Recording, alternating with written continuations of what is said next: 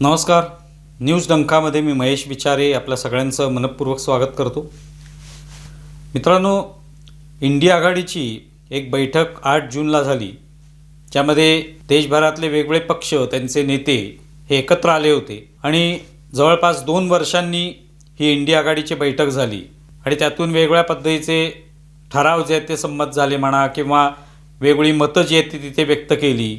कोणत्या गोष्टींना आपल्याला लक्ष करायचे, टार्गेट करायचे, कोणत्या विषयांवर आपल्याला भर द्यायचा आहे, याविषयी चर्चा झाली. त्याच्यामध्ये अनेक नेते हे प्रत्यक्ष त्या बैठकीला उपस्थित होते, पण उद्धव ठाकरे हे या बैठकीला उपस्थित राहू शकले नाहीत. ते ऑनलाईन त्यांच्याशी जोडले गेले होते आणि त्या ऑनलाईन संपर्कामध्ये त्यांनी एक सूचना या इंडिया आघाडीला केली, असा अर्थात त्यांच्या मुखपत्रामध्ये प्रसिद्ध झालेला आहे. उद्धव ठाकरेंनी अशी सूचना केली की आपल्याला पंतप्रधान पदाचा चेहरा कोणतरी निश्चित केला पाहिजे. म्हणजे लोकांना आपल्याला सांगता आलं पाहिजे की हा आमचा पंतप्रधान असेल, अशा पद्धतीने. आणि त्यासाठी आपल्याला तयारी केली पाहिजे. कोणतरी पंतप्रधान पदाचा चेहरा आपल्याला ठरवावा लागेल. तो ठरवला तरच आपल्याला पुढे पाऊल टाकता येईल, नाही तर मग काय अर्थ नाही. लोकांना काहीतरी सांगावं लागेल की हा आमचा नेता आहे, हा पुढे जाऊन पंतप्रधान होऊ शकतो. जर आम्ही जिंकलो, जर तुम्ही आम्हाला मतं दिलीत, तर आमचा हा नेता आहे जो पंतप्रधान होईल. आता ही जी काही सूचना उद्धव ठाकरेंनी केलेली आहे, त्याच्यामध्ये नेमकं त्यांना कोणाबद्दल म्हणायचं आहे, कोण पंतप्रधान पदाचा चेहरा आहे, हे काही त्यांनी सांगितलेलं नाही. म्हणजे आता पंतप्रधान पदाचा चेहरा इंडिया आघाडीमध्ये कोण आहे, असा जेव्हा तुम्ही श्रोतेसुद्धा किंवा सर्वसामान्य जनता जेव्हा विचार करते, त्या कोण कोण डोळ्यासमोर येतं. इंडिया आघाडीमध्ये जे लोक आहेत त्याच्यामध्ये राहुल गांधी आहेत, अखिलेश यादव आहेत, स्वतः उद्धव ठाकरे आहेत, शरद पवार आहेत, ममता बॅनर्जी आहेत, केजरीवाल जे ते त्या बैठकीला नव्हते, पण कदाचित ते इंडिया आघाडीशी जोडलेही जाऊ शकतात. स्टॅलिनसुद्धा उपस्थित नव्हते DMKचे, त्यांनी त्या इंडिया आघाडीच्या बैठकीवर बहिष्कार घातला होता. पण हे सगळे प्रमुख नेते आहेत. यांच्याकडे पाहिल्यानंतर तुम्हाला कोण वाटतं की याच्यापैकी हा पंतप्रधान पदाचा चेहरा आहे? तर तुम्हालाही वाटून काही उपयोग नाही, त्यांना वाटलं पाहिजे. इंडिया आघाडीची स्थापना होऊन आज अनेक दिवस झाले, अनेक वर्ष झाली, काही निवडणुका त्या दरम्यान होऊन गेल्या, पण त्याच्यात कधी आपल्याला असं दिसलं का की हा आमचा नेता आहे, याच्या नेतृत्वाखाली आम्ही इंडिया आघाडी म्हणून काम करणार आणि जर आम्ही विजयी ठरलो तर हाच नेता आमचा पंतप्रधान होणार, असं एका तरी नेत्याची निवड झाली का? अशी कोणाची निवड होऊ शकली नाही अजूनपर्यंत.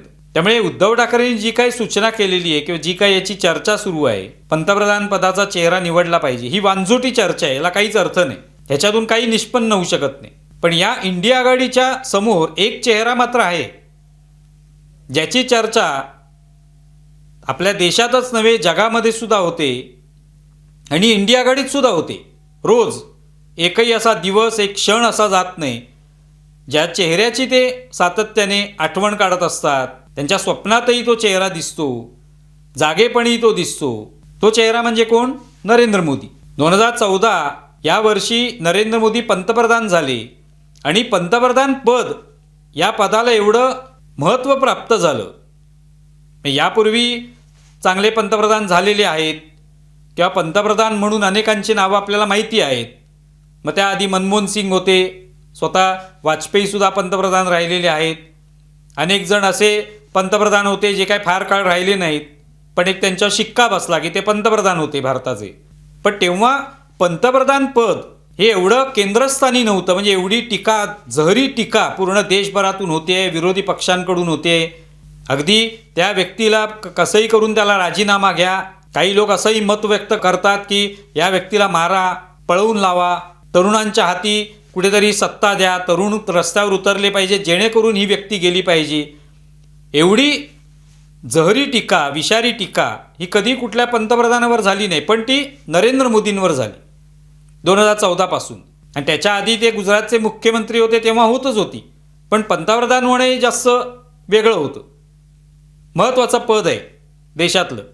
तर तेव्हापासून पंतप्रधान पदाला एवढं महत्त्व आलं की उठता बसता नरेंद्र मोदी आपल्या डोळ्यासमोर आहेत आणि त्यांच्यासमोर त्यांच्यावर टीका करतोय आपण, त्यांच्या धोरणांवर टीका करतोय. धोरणांपेक्षा वैयक्तिक टीका, वैयक्तिक त्यांची कशी बदनामी होईल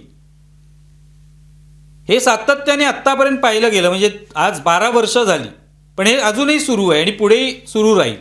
कुठल्याही इंडिया आघाडीतल्या एका तरी नेत्याच्या तोंडी इंडिया आघाडीतल्याच कुठल्या तरी नेत्याचं नाव आहे का ते सांगा तुम्ही. हे सगळ्यांनी मिळून असं ठरवलं आहे का राहुल गांधी आमचे पंतप्रधान, एक तरी माणूस त्याच्यामधला बोलतोय का की राहुल गांधी आमचे पंतप्रधान आहेत. या इंडिया आघाडीमध्ये 25 पक्ष आहेत असं म्हणतायत. निदान आपण धरून चालू 5 पक्ष असे आहेत की जे सगळे मिळून म्हणतील की अमुक एक हा माणूस आमचा पंतप्रधान असला पाहिजे. कोणी म्हणत नाही. ममता बॅनर्जी त्या म्हणतील का राहुल गांधी पंतप्रधान व्हावेत म्हणून? त्या म्हणालेल्या नाहीत. आज त्यांची अवस्था अशी झाली आहे पराभवामुळे, त्यामुळे त्या आज इंडिया आघाडीच्या बैठकीला आल्या नाहीत. तर त्या हेकट स्वभावाच्या आहेत. त्या इंडिया आघाडीच्या बैठकीला उपस्थितसुद्धा राहायच्या नाहीत किंवा त्यांना पाहिजे तशा पद्धतीने त्या वागत असत. पण त्या मान्यता देतील का कोणाला पंतप्रधान व्हावं म्हणून? अखिलेश यादव यांच्यासमोर कोण असेल का पंतप्रधान म्हणून? नाही तर आत्तापर्यंत इतक्या वर्षात कोणीतरी म्हणालं असतं की राहुल गांधी आमचे पंतप्रधान किंवा अखिलेश यादव आमचे पंतप्रधान. संजय राऊत सुरुवातीला म्हणायचे की उद्धव ठाकरे पंतप्रधान होऊ शकतील. संजय राऊत जे आहे ते राहुल गांधी पंतप्रधान होतील असं म्हणतायत. म्हणजे त्यांना उद्धव ठाकरेंवरही आता विश्वास राहिलेला नाही की काय माहिती नाही, पण ते राहुल गांधींचं कौतुक करतात. राहुल गांधी पंतप्रधान पदाचे उमेदवार होऊ शकतात किंवा आहेत, त्यांच्यामध्ये एक जाज्वल्य काहीतरी शक्ती आहे वगैरे असं ते सांगतात. तेच होऊ शकतात पंतप्रधान असं संजय राऊत जेवढ्या आत्मविश्वासाने म्हणतात तो आत्मविश्वास बाकीच्या कुठल्याच इंडिया आघाडीतल्या नेत्यांमध्ये दिसत नाही. पण या सगळ्यांसमोर एक चेहरा मात्र आहे, तो म्हणजे नरेंद्र मोदी. त्यामुळे तो पंतप्रधान पदाचा चेहरा म्हणून नाही, त्यांचे पंतप्रधान म्हणून नाही, पण पंतप्रधानाचा चेहरा जर त्यांच्यासमोर कोणी असेल तर तो नरेंद्र मोदीच आहे. इंडिया आघाडीच्या समोर पंतप्रधान म्हणून नरेंद्र मोदी आहेत. अर्थात एनडीएच्या समोर तर असणारच, कारण त्यांचे नेतेच आहेत ते नरेंद्र मोदी. पण इंडिया आघाडीची जी काही मोठ बांधण्यात आली आहे ती कशासाठी बांधण्यात आली आहे? त्यांना काही वेगळं विजन आहे का की वेगळं विजन घेऊन आपल्याला निवडणुकीत उतरायचे, जनतेचं मत जे आहे ते आपल्या बाजूने वळवायचे, आपल्याला जिंकून यायचे, मग बघू आपण पंतप्रधान पदाचं? तसंही नाही. त्या सगळ्यांसमोर पहिल्यापासून जेव्हापासून इंडिया आघाडी तयार झाली तेव्हापासून एकच चेहरा समोर आहे आणि तो चेहरा कोण आहे? नरेंद्र मोदी आहे. त्यांच्यावर टीका केल्याशिवाय त्यांचा एकही दिवस जात नाही. प्रत्येक नेता पहा तुम्ही, राहुल गांधी तर रोजच्या रोज टीका करतातच आणि ती अत्यंत अश्लाघ्य भाषेमध्ये टीका सगळेच पक्ष करत असतात, पण समोर त्यांचा चेहरा कोण असतो? तर नरेंद्र मोदी असतो.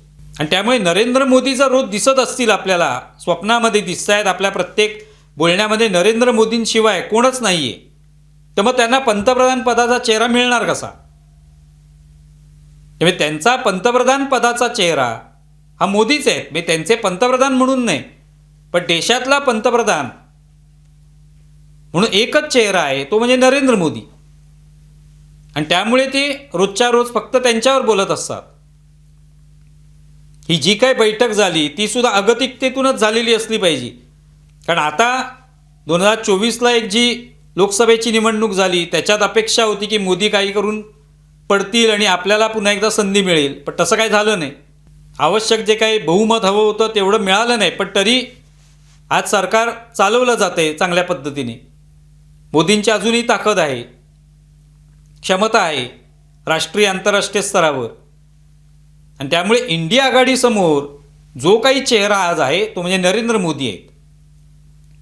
आणि आता आपण पाहतोय की नरेंद्र मोदींनी जो काही कार्यकाळ पूर्ण केलेला आहे तो नेहरूंपेक्षा जास्त काळ त्यांनी पंतप्रधानपद भूषवलेलं आहे. नेहरूंना मागे टाकलेलं आहे, त्यांचा विक्रम मोडलेला आहे. आणि त्यामुळे आता इंडिया आघाडीसमोर पुन्हा एकदा नव्याने चेहरा कोण आहे तर मोदीच आहे. मोदी असा चेहरा बनलेला आहे, आंतरराष्ट्रीय स्तरावर पण आहेत, पण राष्ट्रीय स्तरावर सुद्धा प्रत्येक पक्षासमोर एकच चेहरा दिसून येतो, नरेंद्र मोदी. त्यामुळे पंतप्रधान पदाचा चेहरा जर ते काही शोधत असतील तर तो मिळणं अशक्यच आहे त्यांना, कारण त्यांच्या डोळ्यासमोर कोणीच नाही आहे. कोणती एक व्यक्ती इंडिया आघाडीतली नाही आहे की ज्याला ते सगळं सोपवतील, सूत्र सोपवतील की तुम्ही आता मोदींना पराभूत करा, तुमच्यामध्ये ती ताकद आहे, तुमच्यामध्ये गुणवत्ता आहे, तुमच्यामध्ये क्षमता आहे, हे सांगण्याची ताकद कोणामध्येही नाही आहे.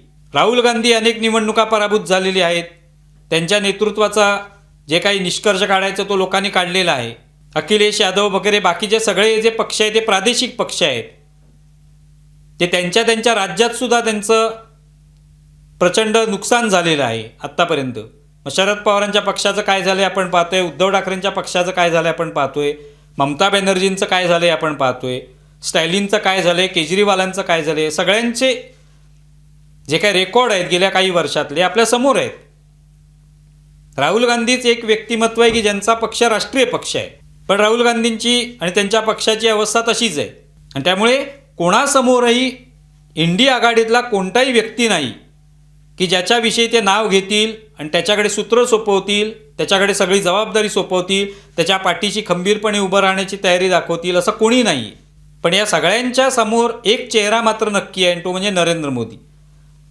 त्यामुळे पंतप्रधान पदाचा चेहरा NDAसाठी आपले पंतप्रधान पुढचे म्हणा किंवा पुढच्या आता 29पर्यंत जो काही कार्यकाळ आहे सरकारचा, तेव्हाचे पंतप्रधान हे नरेंद्र मोदीच आहेत. त्यानंतर सुद्धा तेच पंतप्रधान होतील असं सगळेच खात्रीने म्हणत आहेत. आणि इकडे इंडिया आघाडीतले लोकसुद्धा पंतप्रधान म्हणून टीका कोणावर करायची तर मोदींवरच करायची. मोदींशिवाय आणखी कुठल्याही व्यक्तीवर पक्षातल्या NDAतल्या कोणावरही ते टीका करत नाहीत. ते फक्त मोदींवरच टीका करतात. आणि 2014 पासून ते सुरू आहे. त्यामुळे त्यांच्यासमोरसुद्धा जो काही चेहरा आज आहे तो म्हणजे मोदींचाच आहे. त्यामुळे उद्धव ठाकरे जे काही म्हणत आहेत पंतप्रधान पदाचा चेहरा निवडा, ते काही वास्तवात येण्याची अजिबात शक्यता नाही. कारण त्यांचाच एकमेकावर विश्वास नाही आहे पक्षातलाच, या इंडिया आघाडीतले जे पक्ष आहेत त्यांचा. त्यामुळे म्हणावं असं वाटतं की यांचासुद्धा पंतप्रधान पदाचा चेहरा जो आहे तो कोण आहे, नरेंद्र मोदी आहे. मी ते पंतप्रधान व्हावेत अशी इच्छा नाही, पण टीका करण्यासाठी, आपल्याला निवडून येण्यासाठी, लोकांचं मन जर बदलायचं असेल, मतं वळवायची असतील तर कोणाला टार्गेट केलं पाहिजे, नरेंद्र मोदी.